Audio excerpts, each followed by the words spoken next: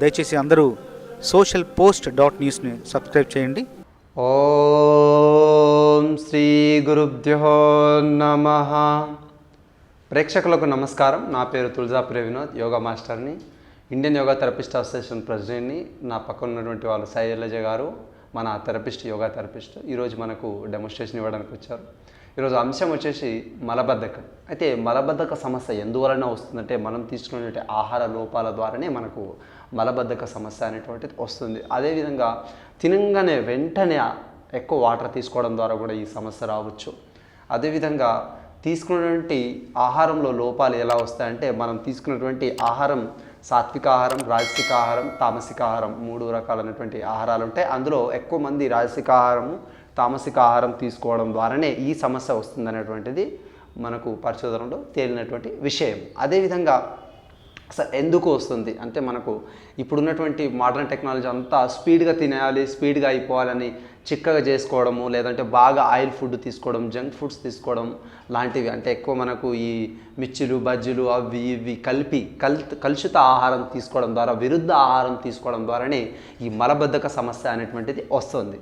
So దీనికి నేను ఇచ్చినటువంటి చిన్న చిట్కా ఏంటంటే, ఒకవేళ మీకు సరిగ్గా మోషన్స్ కాకపోతే చేయాల్సినటువంటి మొదటి చిట్కా ఏంటంటే, ఒక అర చెంచా ఆమోదం ఆయిల్ కొంచెం వాటర్లో కలిపి, గోరువెచ్చని వాటర్లో కలిపేసి తాగితే ఉదయం లేవగానే శుభ్రంగా ఈ యొక్క మలబద్ధక సమస్య అనేటువంటి కొద్దిగా నివారించబడుతుంది. సో ఇంకా మనకు రావడానికి ఆసనాలు కూడా ఉన్నాయన్నట్టు. శంఖపక్ష ఆసనాస్ ఉంటాయి.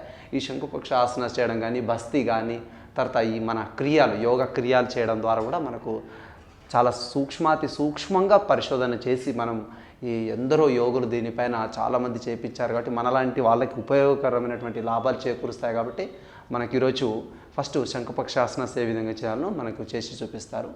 మనకు శైలజ గారు ఇప్పుడు చేసి చూపిస్తారు, చూడండి. ఫస్ట్ శంఖపక్షాసనాస్లో కంప్లీట్గా తాడాసన చేయాలి. కంప్లీట్గా తాడాసన చేస్తున్నాం.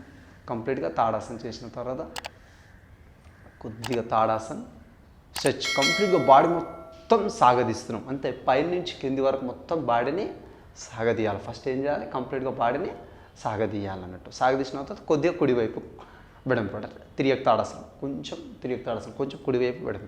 నెక్స్ట్ బ్యాక్ బెండ్, కంప్లీట్గా అర్ధచంద్రాసన్, అర్ధచక్రాసనం తీసుకోవచ్చు. నార్మల్ పొజిషన్ కూడా మనం తీసుకోవచ్చు అన్నట్టు. తర్వాత భుజంగాసనం తీసుకుందాం. డైరెక్ట్ భుజంగాసనం చేసేసుకుందాం.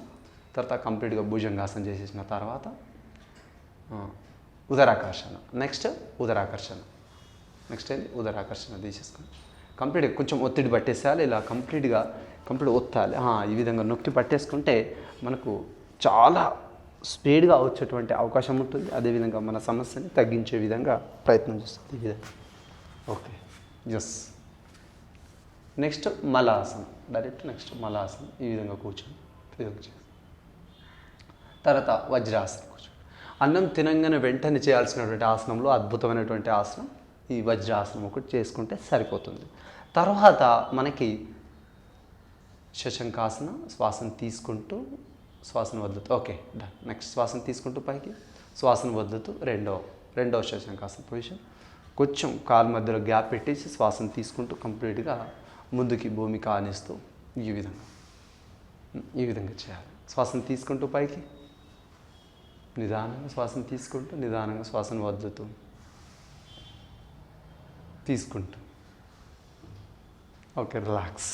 ఇప్పుడు చూసారు కదా, చాలా సింపుల్ టెక్నిక్స్ అన్నట్టు. అంటే మనకు ఈ మలబద్ధక సమస్య ఒకటి వస్తే దాంతోపాటు కొద్దిగా మిగతా సమస్యలన్నిటికీ ఒక మూలంగా మారుతుంది అన్నట్టు, ఒక మూల కారణం అవుతుంది మలబద్ధక సమస్య. కాబట్టి ఈ మలబద్ధక సమస్యని నివారించుకోకపోతే, ఒకవేళ మనం ఇది క్లీన్ కాకుండా మనం ఒకవేళ బస భుజిస్తే చాలా రకాలైనటువంటి సమస్యలు వచ్చేటువంటి అవకాశం ఉంటుంది.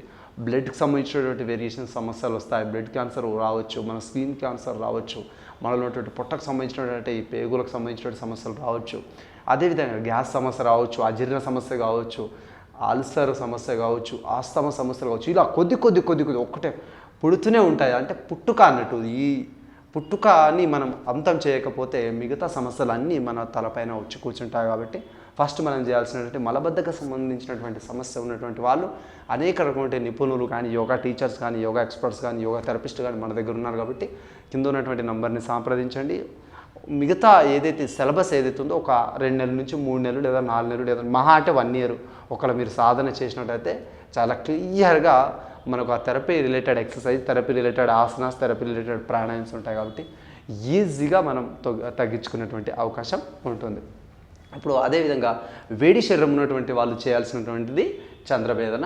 లెఫ్ట్ ఇన్హేల్, విడమనాస్కందర శ్వాసను తీసుకోవాలి, కొద్దిసేపు శ్వాసను ఆపేసి right exhale. Left inhalation, right exhalation. విడమనాస్కందర శ్వాసను తీసుకొని కొద్దిసేపు ఆపాలి, కుంభక స్థితి. కుడినాస్కందర శ్వాసను నిదానంగా వదిలేయాలి. అంటే పూరక స్థితి, కుంభక స్థితి, రేచక స్థితి. ఏ విధంగా అయితే శ్వాసను తీసుకుంటున్నామో శ్వాసని గమనిస్తూ తీసుకోవాలి, గమనిస్తూ వదలాలి. అంటే మనం పూరక స్థితి, కుంభక స్థితి, రేచక స్థితి ద్వారానే మనలో ఉన్నటువంటి నాడీ వ్యవస్థనంతా యాక్టివ్ చేసుకోవడానికి అవకాశం ఉంటుంది. ఒకవేళ మనలో బాగా హీట్ ఉంటే చల్లగా కలిగించడానికి ఉపయోగం కలుగుతుంది. అదేవిధంగా చల్లగా ఉండి కూడా మనకు ఈ సమస్యలు వచ్చినటువంటి వాళ్ళు ఏం చేయాలంటే next change opposite, right inhalation, lock and hold, left exhalation. Suryabhedana. Suryabhedana, Ujjayi, Sheetkari, Sheetali తదా, భస్త్రికా, భ్రామరి, మూర్ఛ, ప్లవని, అష్టకుంభక ప్రాణాయామ్స్ ఏవైతే మనకు శాస్త్రపరంగా హఠయోగ ప్రదీపంలో ఉన్నటువంటి శాస్త్రపరంగా ఏదైతే మనకు స్వాత్మరాం బోధించారో దాని పరంగా అంటే హఠయో ఏదైతే యోగా శాస్త్రపరంగా మనం వెళ్ళినట్లయితే చాలా సునాయాసంగా, చాలా స్పీడ్గా, చాలా వేగవంతంగా రిజల్ట్ వస్తుంది. ఇప్పుడున్నటువంటి కొంచెం అంటే ఎక్సర్సైజ్ బాగా చేసేసి ప్రాణాయామం చేయడం కానీ, ఎంత ఎక్సర్సైజ్ చెమట వచ్చినప్పటికీ ఇంకా ఆసనాలు వేయడం కానీ, చెమట వచ్చినప్పుడు కానీ ఇంకా ఎక్సర్సైజ్ చేయడం కానీ చేయకూడదు. చెమట వచ్చేసిందా ఆపేసేసి నిదానంగా విశ్రాంతి తీసుకొని శవాసన లేదంటే రిలాక్సేషన్ ఆసనాస్ చేసి తర్వాత మనం ప్రాణాయామ్స్లో దిగాలి. చెమట వచ్చినాక ఇంకా చేయడం, అభ్యాసం చేయడం కరెక్ట్ కాదు అన్నట్టు. అంటే మరీ హృదయం దగ్గర మాడ అంటే ఈ మడ కంప్లీట్గా పైన శిరస్సు దగ్గర ఈ చెమట ఇట్లా కారింది అంటే కంప్లీట్గా ఆ సాధన అనేటువంటి కొద్దిగా అభ్యాసం ఆపివేయాల్సింది జరుగుతుంది. ఇంకా కారిన తర్వాత కూడా ఇంకా అభ్యాసం ఎక్కువ చేయకూడదు. సో ఇది మనకు ఈ మలబద్ధక సమస్యకు తెలుసుకోవాల్సినటువంటి ముఖ్యమైనటువంటి అంశాలు. తర్వాత మనం కుడినాస్కంది, విడమనాస్కంది, కుడినాస్కంది, ఈడా, పింగళ, సుషుమ్నా నాడి ఈ 2 నాడుల ద్వారా మనం యాక్టివేషన్ చేసుకున్న తర్వాత మనకు సుషుమ్నా నాడి యాక్టివ్ అవుతుంది. సో మనం ఈ 2 ప్రాణాయామం చేసిన తర్వాత చేయాల్సినటువంటిది భస్త్రికా ప్రాణాయామం. పూర్తిగా శ్వాసను completely inhale, exhale, inhaling, exhaling. పూరక స్థితి, రేచక స్థితి, పూరక స్థితి, రేచక స్థితి. Complete inhalation, completely exhalation, completely inhalation, completely exhalation, completely inhalation, completely exhalation, completely inhalation, completely exhalation.